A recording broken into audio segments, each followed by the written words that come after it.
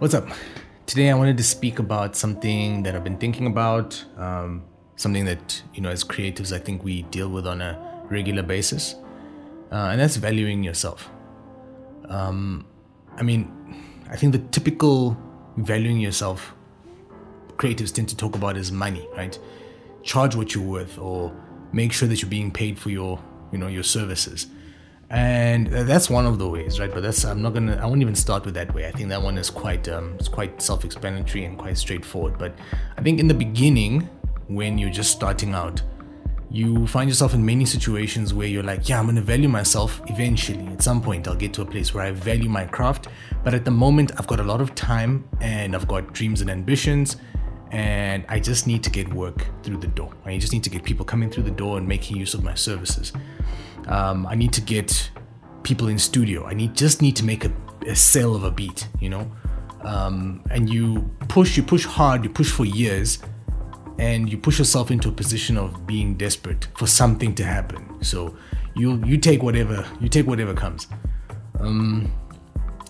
I had, and this is gonna go into the first thing I wanted to speak about. It's just I've had issues. I've had many issues with me not respecting my space. This area that I've built, right? I think this is the first studio that I can say I've taken pride in, and I have very aggressively protected this space. I've had two previous studios, besides this one. Is it two? Yeah, I've had two. And in both of those spaces, I would allow things to happen that really shouldn't be happening in those situations. I remember in the first studio I had an incident where someone pulled out, can I call it? I don't even know what to call it, but a substance. And I was like, what are you doing? They're like, no, I'm just getting into my space, very casually. And I was like, oh, okay. And I remember they were behind me. So then I turned around and I just carried on working on the computer, just thinking to myself, just use what you need to use, and then I'll just do what I need to do, and then, we'll get to recording. And it happened. Nothing happened that session, but I think now I would have behaved very, very differently. It's a space where I do very, very, I don't want to go as far as to say I do very spiritual things here, but what I do here, this space just needs to be clean, right? And that, I felt bad about it for a while, longer than I think I would have thought that it would have happened. But that was the first time I remember thinking to myself, I actually need to I need to have rules, right? I have to have rules in place. And that was all well and good until I had a prominent artist at the time come through to the studio. Everything was going well, right? And again, these situations happen when you least expect it. I think maybe 2 hours into the session, the artist was like, can I smoke up in here? They wanted to smoke a cigarette. And, everybody's having a good time, everything's going well. And me saying no would have gone against the vibe of the evening. So I was like, yeah, just keep the door open. So they were it's like being in this space, someone smoking over here, me being over here, and them trying to, just catch a vibe while they're standing over there. And smoke like, I've been into studios where people smoke heavily. My studio didn't smell like that, but it smelled. And that smell continued to be there for like the next 3, 4, 5 weeks. It was more than a month that I remember going into the studio each time and just remembering, I let that guy smoke in here. And, again, it was a trade-off. I didn't really want to be like, no, just in case the whole thing fell apart. I needed the feature. Well, I thought that I needed the feature to my name. So it's just like, whatever, it's one of those things. You take one for your resume. So yeah, that was another time. And I remember at that point, it was just before I left my first studio. Then in my second studio, I had many a night where people came in, a lot of alcohol, drank a lot, and either, did stuff in the bathroom or, even in the studio. Didn't vomit in the studio, but they would like kick something over or they'd break something, and I'd kind of just have to be like, these things happen, you break a glass, you break something else, that type of thing was also a point where like I kind of just had to be like, yo, these things cost money. You were intoxicated at the time. Do something about it. I think there was only one incident where I put my foot down and, I was like, do something about it. And the artist did. I was quite happy. I was impressed. But I was like, okay, cool. They actually solved the issue. I can't be mad anymore. Look, they were drinking and things got out of hand. Whatever. And yeah, I think this is the first space that I've had. I think it's mainly because this is one where I just built it from the ground up. There was nothing in this space. From the partitioning to the equipment that's in here to the sessions that I've had in here, I have done each and every little piece of setting this place up. And already there, it's like my baby. So should anything happen, I am very happy to stop a session. I mean, I have in the past where I'm like, yo, this is what's happening right now. And I almost feel like I'm being the disciplinarian, but it's what I've needed to do to protect my space. And I've needed to do that in many facets in my life, but more so now that I see just how much it affects me after the fact. Days, months later down the line. And it's kind of like I'm just disappointed in myself. Like, yo, man, you should have said something. They were disrespecting your space. Another one's disrespecting time. Now it's well documented. Like, African time is one thing, right? South African time is another thing, and hip-hop time is another thing, beyond that. You tell someone to be there at 3, they maybe get there at 4, maybe 4:30. So more often than not, I would take a session. Even if a person's like, yo man, I'm 2 hours late, I'm still coming through. I'm like, yo, just hurry up, please. And I was also in a position where I was a bit desperate in that I needed to generate the sale. I needed to get the person in the studio. I needed to take the pictures. I needed to have that moment. The moment was a lot more valuable than my time, right? The moment that they were at the studio was a lot more valuable than my time because, yeah, I was like, I knew what it meant having them in studio. Even if it wasn't an artist who was really well known, it was content for me. It was obviously the sale. It was more work under my belt. It was a lot of things. So I was able to say, 2.5 hours, cool. But I think it was at my last studio that I was just like, yo, I don't know where to draw the line.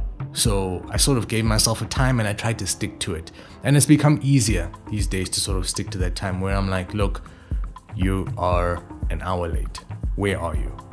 If they're like, yo man, we're around, then I'm just like, no, don't bother coming through. It's a hit in terms of the content, the money and all of those things, but at least at the end of that, I feel like, I've stood up for my time. And the other question I always ask myself, and sometimes I ask the artist, I'm just like, what do you think I've been doing for the past hour and a half? Like, do you think I've just been sitting here, just trying to make beats or whatever? No. I blocked out this time to handle your session. And your session lasts a certain amount of time. Like, honor that time because I've honored it. I'm free right now. Sure, I might be working on a beat. Sure, I might be doing other things. But I'm free right now to work on your stuff. And that's the time that we organize for. So that's become a bit easier. Also, knowing the culture, knowing how just this genre is, especially most urban genres in this country, I set up tasks. So if I have a session tomorrow at 2 p.m., I come to studio knowing that I've got 3 other things that I could be doing. So if that client is a bit late, maybe 20 minutes late, I'm doing something else. I'm handling a mix. Or if they're like, I'm going to be 45 minutes late, as long as if they've told me in time, I can then handle that other task so that by the time they come through, within reason, I can handle their session and then we go. I'm not happy. Like, I'm visibly not happy. I make it a point that when there's jokes cracked and stuff, I don't care about the vibe. At that point, you've disrespected the time, you've disrespected my space again. And that for me, yeah, it's been something. And I think it's only come because of time. I've been doing this for 15 years. Recording specifically, I've been doing for, quick maths, about 8 years. So in these 8 years, I've gotten myself to a place where I'm not desperate to take every single session. So yeah, I'm a lot firmer when it comes to dealing with that. And I think a lot of producers, a lot of sound engineers get caught in that space where you find yourself in a session and you're just twiddling your thumbs because the person's come to studio completely unprepared. Over and above that, they have a bottle with them that they're drinking. And I'm like, so you've come with zero preparation. You don't know what it is that you want to do today. You just want to be in this space. Sorry, but we don't know each other like that. If you are someone that I'm happy to put that work in with and sit with you, you go through your process, I go through mine, and we create work. I do have artists like that, but for the most part, if you're coming through to make use of this place as a service, you're coming through to record, at least have 90%, 80% of your track done. If it's something that you just, maybe you're lost and I can help you with that, but at least come with something, you know what I mean? So yeah, managed to work through that. So last thing is money, and that's a big one, because at the end of the day, as much as we do it for the love, everybody will say that you do it for the love, you still need to eat, right? And the amount of times I was promised a multitude of things. So one of the things that I still get promised to this day is, I'm gonna come to your studio, but I need to get a lot of work done. So give me a discount on the first job, and later down the line, I'll bring a lot of work, and I'll even bring my friends to use this space, the studio. I used to do that. Like when I first started recording, I used to be like, it's work is work. So I'd bring people in. I'd even say, I'd even try and make myself feel better and justify it by saying, let's get the work done. We'll deal with the payment later. I won't give you the track, but we'll deal with the payment later. That left me with albums. I have albums on my hard drive right now from 10 years ago, about 8 or so years ago, that I'd recorded and have just been sitting ever since. That music is irrelevant now. And I effectively own those masters anyway, so it doesn't really matter. But it was wasted time. Sure, I learned things while recording them, and now I've got this lesson that I'm sharing, but I realized very quickly, well, not very quickly, I realized that was a bad move. Yeah, so in terms of that, there was that, and then also promise of, just promise of prosperity. So work with me at a reduced rate or free, and we'll be rich, or we'll be able to, we'll look back on this day one day when we're sitting in our mansions, we'll be on a boat and we'll be laughing at this moment. I'm like, don't bring me into your dream. Don't bring me into, again, we don't know each other like that. I have people that I dream with. You are not one of them. We're not good like that. So, I very quickly, nowadays, I'll either ignore you completely and I'll say, that sounds good, whatever, and then I'll be like, okay, cool, but now this is the fee that I'm rolling with, let's work. Or I'll just not say anything. I'll just let them run their mouth, because I understand how much work it takes to get where they want to go, and based on the few interactions they have, also that cheapskate sort of, I don't want to pay full price for anything. From recording, mixing, mastering, beats, you basically want me to give you all these services for free. Sure, there's the back end, but you haven't even set up the back end. You're not registered with any of these companies. You're not, you haven't set yourself up at all to make it seem as though you sort of understand what you're doing. You're just winging it. So who's to make me believe that you're not going to go to the videographer and feed them the same story? Go to a sponsor, feed them the same story. Go to a whole host of people you want to feature on the track, feed them the same story. Because you're just a hustler, and not in a good way. It's bad. And then the last thing I'd say is then just charging what you're worth. And this one is a tricky one, because you don't always know what you're worth. Even when you think you know what you're worth, you don't always 100% know. You might say, hey, each one of my beats must go out for 5,000 Rand. I don't care. It's tough, because you have to weigh that up with a whole host of things. The market might not be ready for your 5K beat at this moment. You might find that you need to still put in more hours. You might just not be good enough. It's another thing. It's a harsh truth, but these are all things that affect how much you should charge. And the psychology of it is crazy, because if enough people come to you and tell you you're good but you're not good enough yet, you're gonna believe it, right? And that's how I sort of ran things. I got to a place where I'm like, hey man, but I'm good, and I don't see a lot of people in the local, like in the vicinity, that are doing things to the level or the standard that I'm doing it. Yet I'm still trying to get better, yet I'm still charging lower than everybody else. That doesn't cut it, didn't cut it. And I mean, this is like a revelation I made in the past few months, that at some point I kind of just need to forget about the people who can't really afford the service. Those are not my clients. You know, if someone's like, yo man, we need to work, and they can't foot the bill, even if it's just the first time. I've had artists that I've worked with where they pay me the first time, and then after some time, maybe third or fourth session, I'm like, yo, let me give you a free session, or come through to record a couple of tracks, or let me give you some beats. But that's me going out on a limb. That's me helping out the next person, because I see that they've at least tried to help themselves. But right out the gates, you're like, yo, give me a discount. I can't give you a discount. I learned your name 30 minutes ago. What are you talking about? So all of these things feed into that same thing of valuing yourself, whether it be your time, whether it be your space, whether it be the money, or what you're worth. These things don't come easily to everybody. I know some people who right out the gates, they value themselves, but on the other end of the scale, they value themselves, it's inflated. And I'm like, whoa, that's a completely different conversation. I don't think I'm the person to speak on that. I don't think I do it in a lot of spheres of my life. But when you're in a position where you've been beaten down, whether it be by the industry, by your colleagues, whether it be by people around you who might even have your best interests in mind, they'll tell you, no, don't do it like that. Be more conservative, pull back a little bit. Not yet. I think even with me leaving my job, same story. You know, are you sure? Isn't there something else that you can do while you keep your job? Can't you hire someone, put them there in the studio, let them do their thing?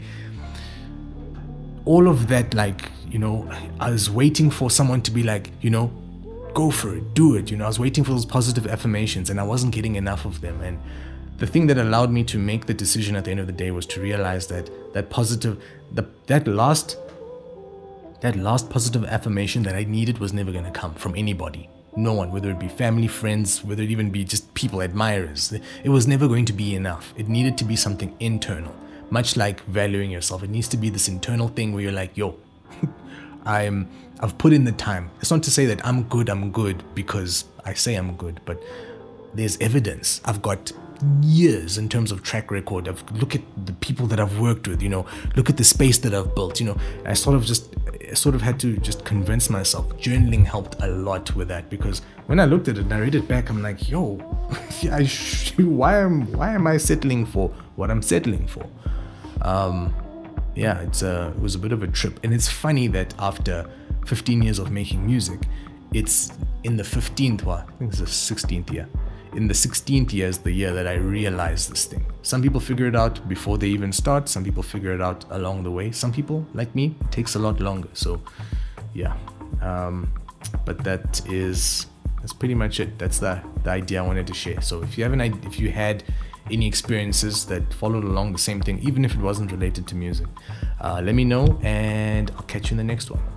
Peace.